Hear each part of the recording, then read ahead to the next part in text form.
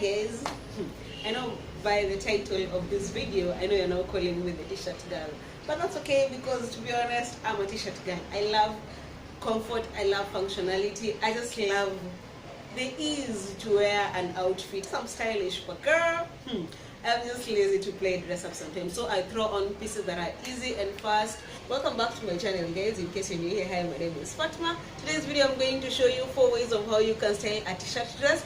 A t-shirt dress is just simple. It's just simply an oversized t-shirt. This is actually a thrifted men's oversized t-shirt that I turned into a dress, and you see I'm wearing it 4 ways. So I like to get return on investment on my pieces when I'm buying them, because I like to wear them several times. I like to make the pieces look different each time I'm wearing them. So without further ado, let's get into the video. I hope you subscribe by now. If you haven't, click the word subscribe down below and let me know in the comment section below which one of these styles you're willing to try out, and if you're going to thrift a men's t-shirt and make it a dress. Welcome, enjoy.